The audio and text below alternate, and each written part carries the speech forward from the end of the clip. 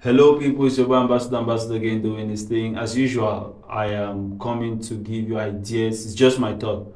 It's another format of just my opinion, but it will just be me giving my opinion. Some of these things is just to provoke thought. When I see certain things online, I start thinking and then I decide to share the point with you guys. So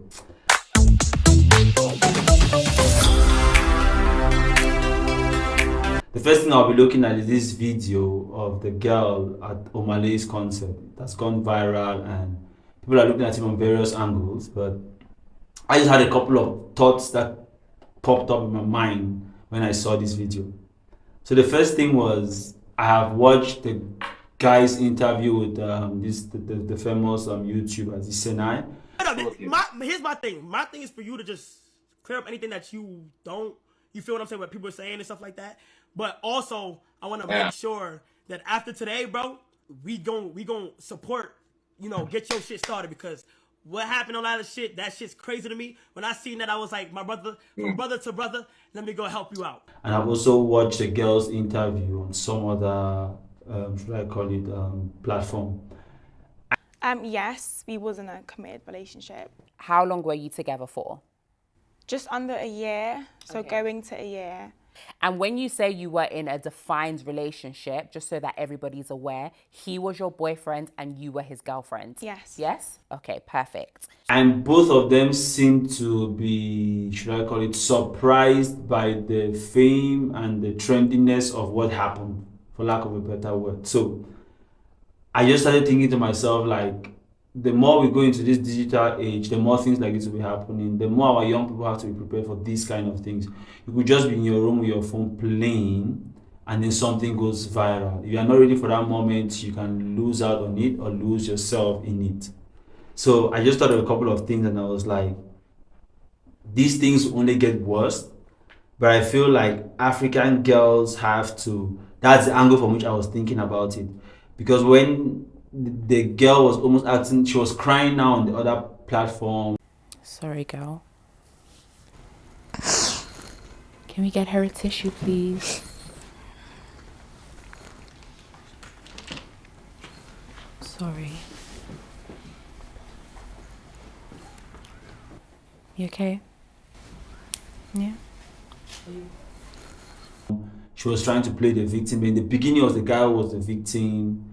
And then, like, when some of these other YouTubers, how do they call this, Fresh and Fit, who are known for their banter when it comes to attacking, let's say, only fan girls or single American girls, they had their own angle to it. So imagine that something that happened and at an OMAH LAY concert was that global, where Fresh and Fit was talking about it. So first, I wanted to bring it back because these guys are African. Some of them might be based out of Africa.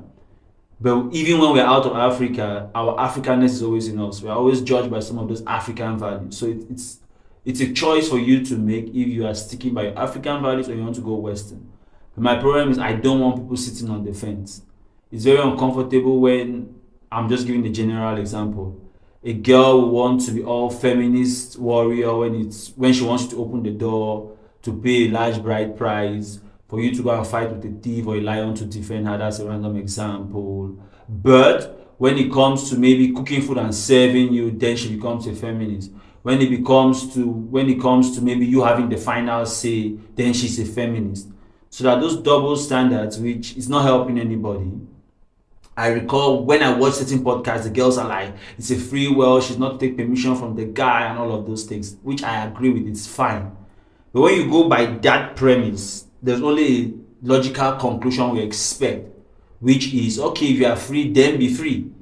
Now, when the guy makes his own moves where, okay, he starts cashing in on it, I think it has some endorsement deals and things like that, then the girl was crying on the podcast saying, if you love somebody, you should not do that, she's feeling betrayed, and I'm like, if it's a savage world, from you dancing OMAH LAY the way you dance, it looks like you don't care. At least from those who are defending you, they sound like girls who don't care.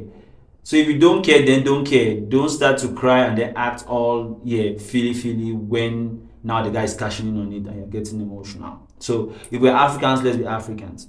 The second thing I want to remind girls or every gender, because okay, it's not just the girls who are the guys also enable these things, and then the girls capitalize on these things. There's not helping us if we're that confused in our society. The next thing I want to talk about is the male female cushion. I feel like the African society was built where the female has a certain cushion to rely on, from the man to protect and provide, to even when they get older, the children support the woman even more.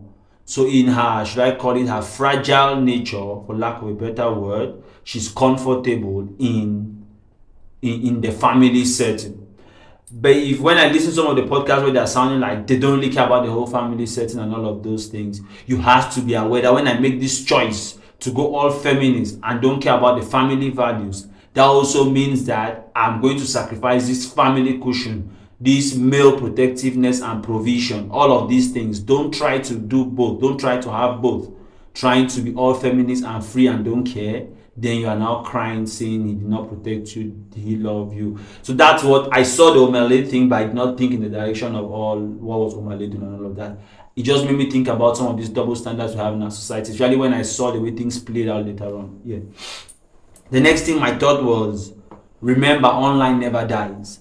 That's what just came to my mind. Online never dies, because some of these things you do online, I think in an introductory statement on the platform where she was doing the interview, she was saying, I'm just a 20-year-old living my life and trying to be happy.